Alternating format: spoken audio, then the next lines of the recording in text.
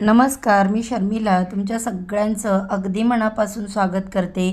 आजचा दिवस तुम्हाला खूप छान जावो, तुमच्या मनातील सगळ्या चांगल्या इच्छा पूर्ण हो, हीच महाराजांच्या चरणी प्रार्थना करते आणि आपल्या आजच्या या नवीन व्हिडिओला सुरुवात करते.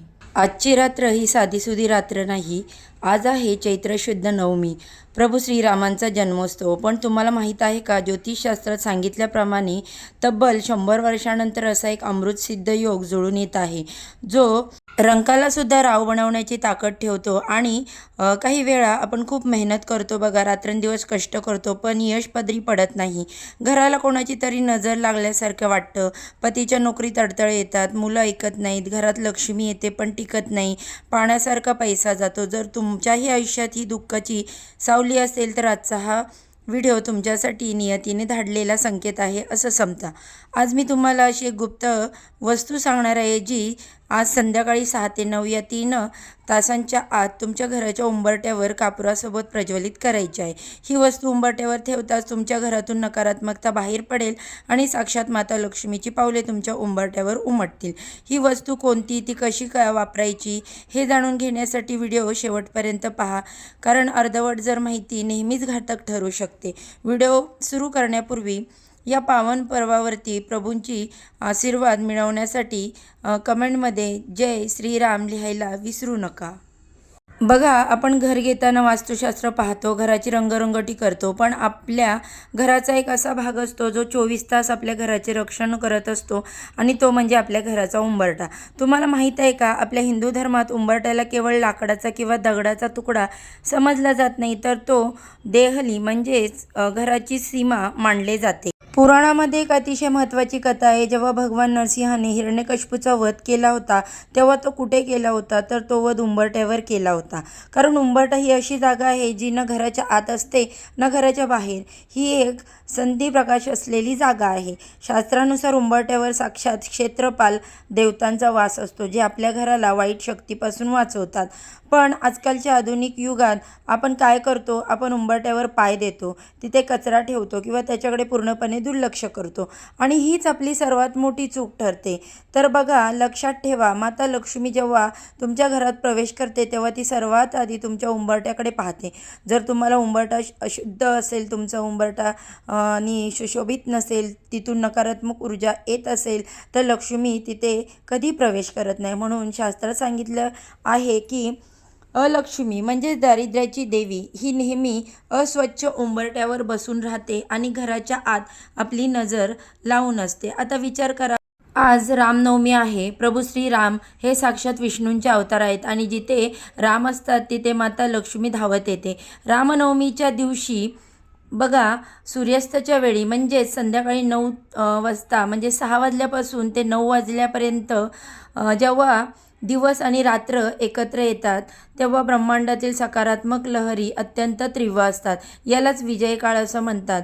जुन्या काळात आपल्या आजी पणजी आठवून पहा, त्या दररोज संध्याकाळी उंबरट्याला हळद लावायच्या, सडा टाकायच्या. त्या काळी आजच्यासारखी प्रचंड श्रीमंती नसेलही, पण लोकांच्या मनात समाधान होतं, घरात आजारपण नव्हतं आणि अन्नाला बरकत होती, कारण त्यांना उंबरट्याचे हे गुपित माहीत होतं.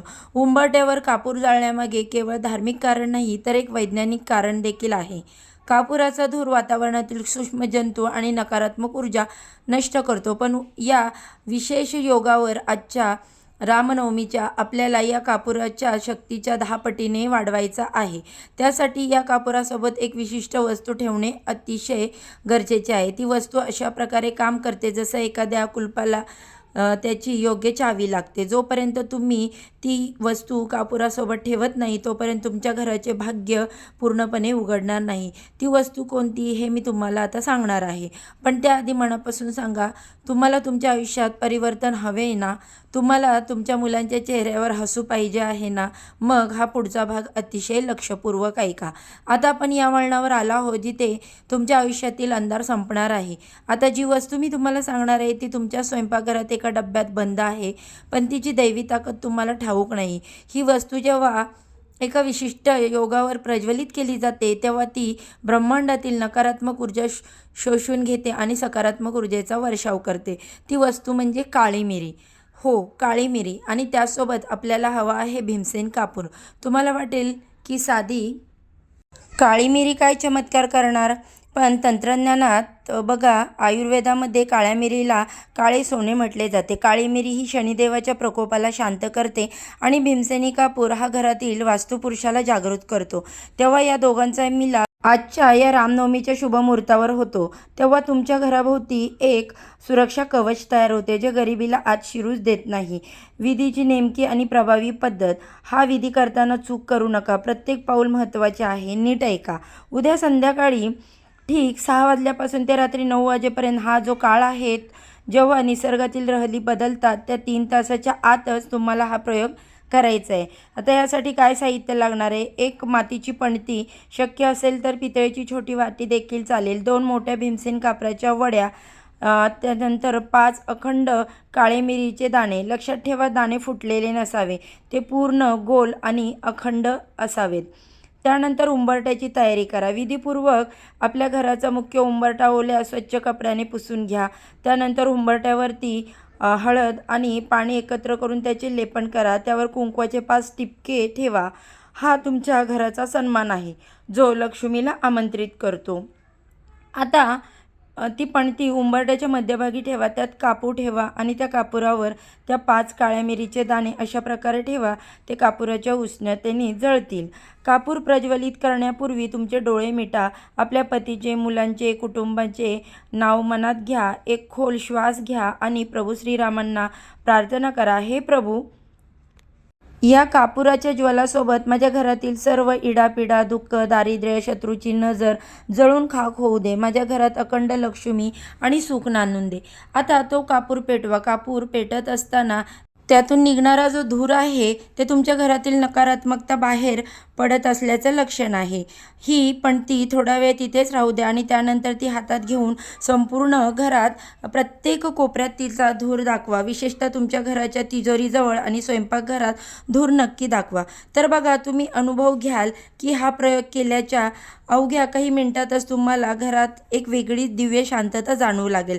ज्या घरामध्ये सतत कटकटी होतात, तिथे अचानक प्रसन्नता येते. काळी मिरी तुमच्या घरातील शनीचे दोष आणि वास्तुदोष स्वतःमध्ये खेचून घेते आणि कापूर त्याच अग्नीच्या साह्याने भस्म करून टाकतो. हा साधा उपाय नाही, तर एक काळाचा घाला परतवून लावण्याचा मार्ग आहे. हा विधी करताना कोणाशी बोलू नका. पूर्णपणे देवाच्या नामस्मरणात मग्न राहा. प्रभू श्रीरामांची कृपा तुमच्यावर नक्कीच होईल. या मुख्य उपायासोबतच रामनवमीला घराच्या सुखशांतीसाठी आणखी 2 गोष्टी करायच्या आहेत. त्या तुम्ही नक्की करा. केशरयुक्त दूध प्रभू श्रीरामांना आणि माता लक्ष्मीला नैवेद्य म्हणून दाखवा. त्यामुळे घरातील आर्थिक तंगी दूर होते. त्यानंतर राम जन्मानंतर संध्याकाळी हनुमान चालिसेचे पठण करा, कारण जिथे राम तिथे हनुमान, आणि जिथे हनुमान तिथे संकट टिकूच शकत नाही. लक्षात ठेवा, हा उपाय करताना मनात पूर्ण श्रद्धा ठेवा. माझ्या घरात लक्ष्मी येणारच हा विश्वास ठेवा, कारण विश्वास असेल तर दगडातही देव भेटतो. तर ही रामनवमीच्या तुमच्या आयुष्याला एक नवी दिशा आणि वळण देणारी ठरो. प्रभू श्रीरामांचरणी हीच प्रार्थना आहे. उपाय हा केवळ एक विधी नाही, तर तो तुमच्या श्रद्धेचा आणि विश्वासाचा एक आरसा आहे. लक्षात ठेवा, जेव्हा आपण श्रद्धेने एखादी छोटीशी गोष्ट करतो, तेव्हा पूर्ण ब्रह्मांड आपल्याला साथ द्यायला धावून येतं. संध्याकाळी 6 ते 9 या वेळेस आपल्या उंबरठ्यावर हा छोटासा पण प्रचंड शक्तिशाली उपाय करायला अजिबात विसरू नका. तुमच्या एका दिव्यातून, एका कापुराच्या वातीतून तुमच्या घराचं अंधारलेलं भाग्य जे आहे ते उजळून निघणार आहे. मला पूर्ण खात्री आहे बघा, या आजच्या उपायानंतर तुमच्या पतीच्या कामात यश येईल, मुलांच्या प्रगतीमध्ये मार्ग मोकळे होतील आणि तुमच्या घरात साक्षात माता लक्ष्मी अखंड वास्तव्यास येईल. प्रभू श्रीरामांचा आशीर्वाद त्यांच्या पाठीशी असो. त्यांना जगातील कोणतीही शक्ती हरवू शकत नाही. तर बघा, आजचा व्हिडिओ मी तुम्हाला मनापासून जो सांगितला तो तुम्हाला आवडला असेल, तुम्हाला वाटत असेल ही माहिती